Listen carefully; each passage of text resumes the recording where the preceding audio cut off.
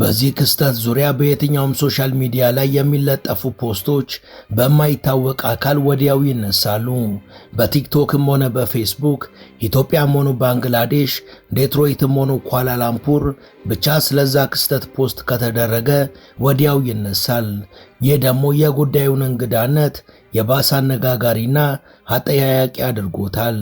የሆነ አካል መረጃውን ለመሸፈን ከፍተኛ ጥረት እያደረገ መሆኑንም የሚያረጋግጥ ነው ተብሏል። ይህ ጉዳይ የቱራንዛ ነገር ነው። የጆን ኤፍ ኬኔዲ ኤርፖርት ውስጥ የተከሰተው ተሰምቶ የማያውቅ ጉድ። በክስተቱ ዙሪያ ነገሮች በዚህ መልኩ መጠላለፋቸው ጉዳዩን እያደር እንዲያነጋግርና አጠያያቂነቱም እንዲጨምር አድርጓል። በተለይ ክስተቱን በበላይነት የያዘው መርማሪ ቡድን ነገሩ አርቲፊሻል ቪዲዮ ነው ብሎ የሸፋፈነበት ሂደት ከጀርባማ የሆነ ነገር አለ አስብሏል። Who is the woman passport that came from the country called Toranza, the country that does not exist on any world map?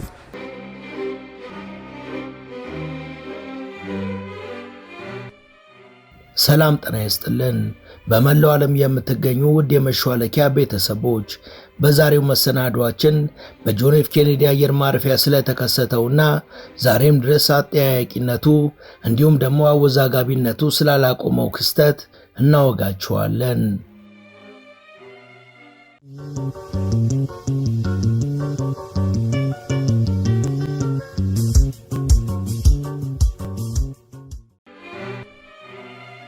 ዓለም የማያውቃትን ሀገር ፓስፖርት ይዛ አሜሪካ ጆን ኤፍ ኬኔዲ አየር ማረፊያ የተገኘችው ሴት ማን ናት? ነገሩ የኮንስፓይሬሲ ደራሲዎች ቅጥፈት ወይስ ዓለም ሊፈታው ያልቻለው እውነት?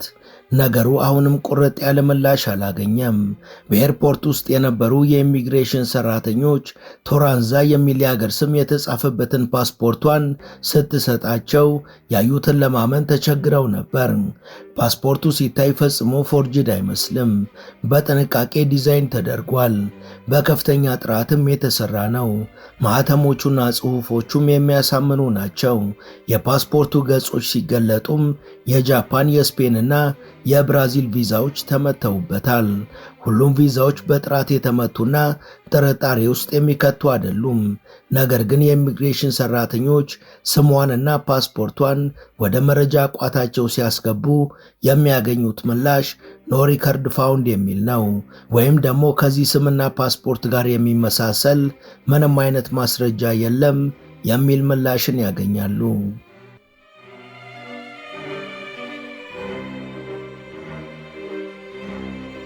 የኢሚግሬሽኑ ሰራተኞች ነገሩ ግራ ቢገባቸው የተባበሩት መንግስታትና ዓለም አቀፉ ድንበር የለሽ ፖሊስ ኢንተርፖልን መረጃ ጠየቁ። ያገኙት ምላሽም ተመሳሳይ ነበር። ቶራንዛ የምትባል ሀገር ስለመኖሯ ማናቸውም አያውቁም። እንግዲዋ ሴት ቶራንዛ ከምትባል ሀገር ነው የመጣሁት፣ የታወቀችና ከናንተ ሀገርም ቀድማ የተመሰረተች ሀገር ናት ብላለች። ምርመራውና ማጣራቱ ሰዓታትን ወሰደ። ሴትየዋ ቶራንዛ የምትላት ሀገር የት እንደምትገኝ በካርታ ላይ እንድትጠቁም ስትታዘዝም ምንም የሌለበት ቦታ ላይ ጣቷን አሳርፋ ይህች ናት ብላለች። እንቆቅልሹ እጅግ ውስብስብ እየሆነ በመምጣቱ የቶራንዛዋ ሴት በአቅራቢያዋ በሚገኝ ሆቴል በጸጥታ ኃይሎች በአይነ ቁራኛ እየተጠበቀች እንድትቀመጥ ተደረገ። የኢሚግሬሽን ሰራተኞችና ፖሊሶች ደግሞ ሰፊ ምርመራ ማድረግ ጀመሩ። እነሱ አንዳችን ምላሽ ሳያገኙ ቀኑ መሽቶ ነጋ። ንጋቱ ግን ከቀደመው ቀን የበለጠ ድራማን ይዞ ነበር ብቅ ያለው። ፖሊሶች ግራ የምታጋባዋን ሴት ተጨማሪ መረጃ ለማወጣጣት ወደ አረፈችበት ክፍል ሲሄዱ ክፍሏ ባዶ ነበር። እሷ ብቻ ሳትሆን ፓስፖርቷና ሻንጣዋም እንዲሁም ሌሎች ነገሮቿ በስፍራው አልነበሩም።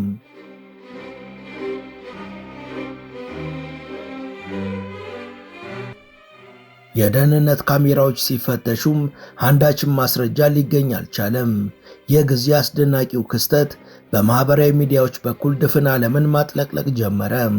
የሴራ ተንታኞች፣ የሚስጥራዊ ታሪክ ነጋሪ ሚዲያዎች ጉዳዩን ተቀባበሉት። ብዙዎችም በጉዳዩ ላይ የራሳቸውን እይታና መላምቶቻቸውን አስቀመጡ። መርማሪዎችም በጥልቀት መፈተሽ ሲጀምሩ መፍትሄው ከመገኘቱ ይልቅ ይበልጥ እየተወሳሰበና ሚስጥራዊ የሆነ መጣ። ሚስጥራዊቷን ሴት የሚያሳዩና በተለያዩ የማህበራዊ ገጾች የተሰራጩ ቪዲዮዎችም አንድ በአንድ መጥፋት ጀመሩ። ቪዲዮውን በስልክና በኮምፒውተራቸው አውርደው የያዙ ሰዎች ደግሞ በማህበራዊ ሚዲያ ለማጋራት ሲሞክሩም በጭራሽ አይሳካም። የሆነ አካል ቶራንዛ የምትባለው ሚስጥራዊ ሀገር እንዳትታወቅ ይፈልጋል በሚያሳይ መልኩም ነገሩ ይበልጡኑ እንቆቅልሽ ሆነ።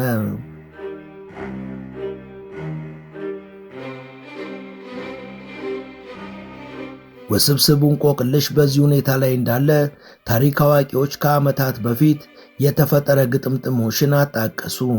ይሄኛው ሚስጥራዊ የአውሮፕላን ማረፊያ እንግዳ ደግሞ የታየው በጃፓን የቶኪዮ አውሮፕላን ማረፊያ ነው።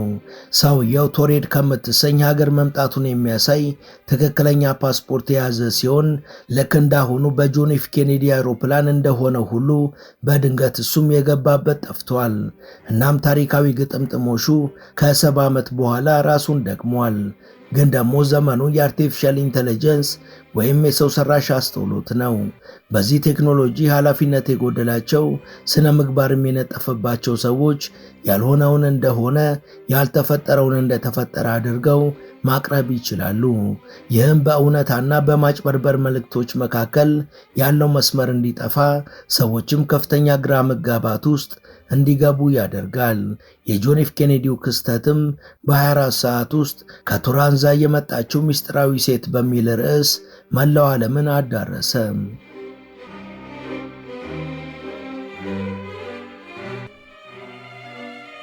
በዛ ዙሪያ አጫጭር ቪዲዮዎችም በቲክቶክ፣ በዩቲዩብ፣ በኢንስታግራም እና በሬዲት ተሰራጩ። ቶራንዛ ሚስትሪ የሚለው ሃሽታግም በአንድ ቀን ብቻ በሚሊዮኖች የሚቆጠሩ እይታዎችን አገኘ። የማህበራዊ ሚዲያ ተጠቃሚዎች ቪዲዮዎቹን ወደ ስልካቸው አወረዱ። የቶራንዛ ነው የተባለውን ፓስፖርትም ስክሪንሾት አድርገው ያዙ። የማህበራዊ ሚዲያ ኤክስፐርቶች ደግሞ የሚሰራጩትን ፎቶዎችና ቪዲዮዎች በናሙናነት በመጠቀም ጠለቅ ያለ ምርመራ ማድረግ ጀመሩ። እናም ከሚዘዋወሩ መልእክቶች ውስጥ አንድ በላቲን ቋንቋ የተጻፈ አረፍተ ነገር አገኙ። አረፍተ ነገሩ ኤክሳምቡሪያ ሙንዲ የሚል ሲሆን ትርጓሜውም ከዓለም ጥላ ስር እንደማለት ነው። ይህ ደግሞ አነጋጋሪው ታሪክ ላይ የባሰ ተጨማሪ መነጋገሪያነትን ፈጠረ። ቶራንዛ ከዓለም ጥላ ስር የተሸሸገች ሀገር ብትሆንስ የሚሉ ጥያቄዎችን በረከቱ። አንዳንዶች ደግሞ ሰዎች የሚኖራቸውን ምላሽ ለማየት ይህማ በአርቲፊሻል ኢንተለጀንስ ባለሙያዎች የተፈበረከ ተረት ተረት ነው አሉ። ነገሩ እንዲህ ነው ተብሎ እንዳይደመደም ደግሞ በየጊዜው አነጋጋሪ መረጃዎች ብቅ ይላሉ። ለአብነት አንድ ኢኮይ አርካቪስት ሬዲት የተባለ የማህበራዊ ሚዲያ ተጠቃሚ ሰው አነጋጋሪ ቪዲዮ ለመጀመሪያ ጊዜ የተለቀቀበትን ምንጭ ደርሼበታለሁ አለ። ሲጠበቅ የነበረው ብዙዎቻችሁ የጠየቃችሁት አዲሱ ሳይት ከ33% ቅናሽ ጋር ይዘንሎት መጥተናል። ቤተ መንግስት አቅራቢያ ባረፈው የብዙሃን ትዝታ የያዘው አዋሬ ሳይታችን በካሬ ከ69 ሺህ ብር ጀምሮ ከባለ 1 እስከ ባለ 3 መኝታ ቤቶችን ከዝቅተኛ ወለል አማራጭ ጋር ይዘንሎት ቀርበናል። በተጨማሪም የዲፕሎማቶች መቀመጫ በሆነችው ሳር ቤት ከቫቲካን ኤምባሲ ወረድ ብሎ ከ5 ሚሊዮን 300 ሺህ ብር ጀምሮ ይዘንሎት መጥተናል። ታዲያ እርሶስ ምን ይጠብቃሉ? ውብና ዘመናዊ በሆነው ህንጻችን ላይ በኢትዮጵያ ብር ካለምንም አይነት የገንዘብ ጭማሪ እንዲሁም ከወለድ ነጻ አገልግሎት ጋር አቅርበንሎታል። ለበለጠ መረጃ ከታች ባለው ስልክ ይደውሉ። ምንጩን ደርሼበታለሁ እንዳለው ኤኮ እንደተሰኘው ግለሰብ ከሆነ የቶራንዛው ቪዲዮ ለመጀመሪያ ጊዜ በማህበራዊ ሚዲያ የተለቀቀው አካውንቱ ከተከፈተ ዓመት ባልሞላውና ዶሜኑ ወይም የጀርባ ምንጭ ድብቅ በሆነ አካውንት እንደሆነ ተናገረም። በመጨረሻም በአውሮፓ የሚገኝ ሰርቨርን በመጠቀም እንደሆነም ታወቀም። የማህበራዊ ሚዲያ ተጠቃሚው ይህን መልእክት ካጋራ ከአንድ ሰዓት በኋላ ግን የኢኮ አርካይቭስት የራሱ አካውንት ክሬዲትም ጠፍቷል። ሰዎች ሚስጥሩን እንዲጠብቁ መደረጉ፣ የደህንነት ካሜራዎች የቀረጹት ምስልም ሆን ተብሎ እንዲበላሽ መደረጉ በስፋት መነገር ጀመረ። ደብዛዋን ለማጥፋት በዚህ ደረጃ ለምን ተፈለገ የሚለውም የበርካቶች ጥያቄ ሆነ። ታላላቅ ሚዲያዎች ደግሞ ወሬውን ሰምተው እንዳልሰማ አይተው እንዳላየ ችላ አሉት። ከዚህ ቀደም የማህበራዊ ሚዲያው የልብ ትርታን እያዳመጡ አብረው ሲያራግቡ እንዳልነበረ በዚህ ጉዳይ ጆሮ ዳባ ልበስ ማለታቸውም ነገሩን ይበልጥ ጥርጣሬ እንዲያጭር አደረገው። ቀናት እየተቆጠሩ ቢመጡም እንቆቅልሹ ግን ሊፈታ አልቻለም።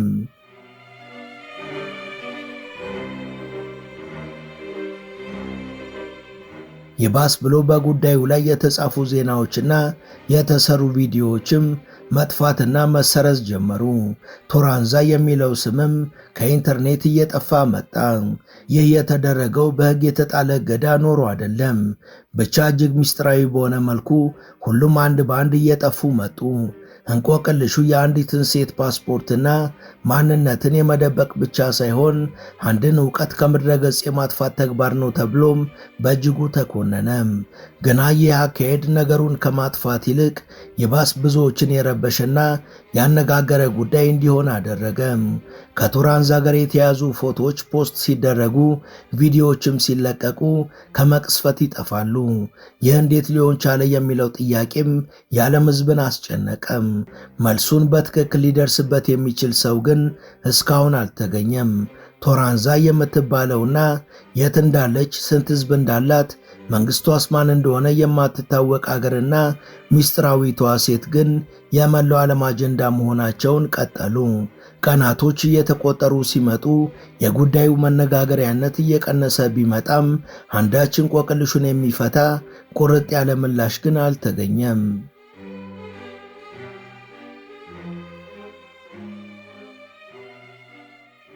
የኋላ ኋላም ይህ ነገር አንዳች አርቲፊሻል ኢንተለጀንስ ወይም ሰው ሰራሽ አስተውሎት በመጠቀም የተሰራ ፈጠራ ነው የሚለው አመክንዮ ሚዛን እየደፋ መጥቷል። የተሰራጨው የማደናገሪያ ቪዲዮም በፈረንጆቹ ሚሊኒየም ከተሰራ የፊልም ትዕይንት ላይ ነው። ተዋናዮቹም ከባልቲሞር ወደ ሎስ አንጀለስ ነበር የተጓዙት የሚሉ የምርመራ ውጤቶችም ወጡ ተባለ። ከቶራንዛ መጣች የተባለውና ዓለምን ያነጋገረችው ሴትም የፊልሙ ተዋናይ ናት በማለት መርማሪዎች ደመደሙ። ትልቁ ጥያቄ ታዲያ እንዲህ አይነቱ መላምቶች መላው ዓለምን የሚያነጋግሩ የተማረውንም ያልተማረውንም የሚያደናግሩ ይዘቶች ለምን ይፈበረካሉ የሚለው ነው። አንዳንዶች ለበጎ ለሰው ልጆች የተሻለ ኑሮን ብለው የሚፈጥሩትና የሚፈበርኩት ለሌሎች አውዳሚና አጥፊ መሳሪያን ለማምረቻነት ሲያገለግል ማየት ለዓለም እንግዳ ታሪኳ አይደለም። በሰው ሰራሽ አስተውሎት ላይ እየተመለከትን ያለውም ይህንኑ ነው ተባለ። ነገር ግን መርማሪ ቡድኑ የሰጠው ይህ አስተያየት ለበርካቶች አልተዋጠም። መረጃዎች በቅስፈት የሚጠፉበት መንገድም የምርመራ ቡድኑ አገኘት ካለው ውጤት ጋር በፍጹም የሚገናኝ አይደለም። ጥያቄውም እንደቀጠለ ነው።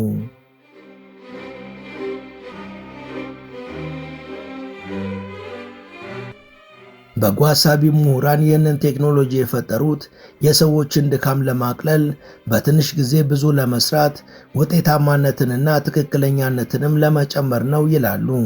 በዚህ ረገድ ሰው ሰራሽ አስተውሎት የፈጠረው በጎ ተጽዕኖም እጅግ ከፍተኛ እንደሆነ ይጠቅሳሉ። በአጭር ጊዜ ውስጥ ነገሮችን ቀይሯል፣ ብዙ አበርክቶም አለው።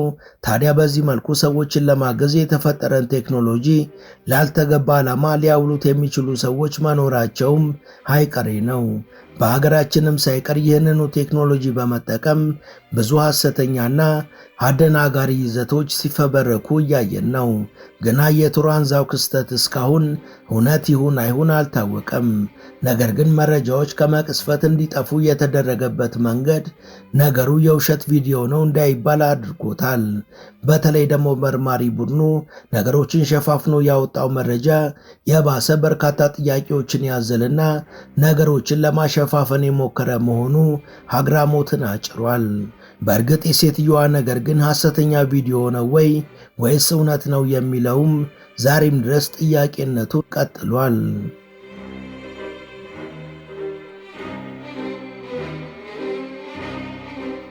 ወደ ቻናላችን ቤተሰቦች ለዛሬ ያሰናዳንላችሁ ይህን ይመስል ነበር። እስከ ዝግጅታችን ፍጻሜ አብራችሁን ስለነበራችሁ ከልብ እናመሰግናለን።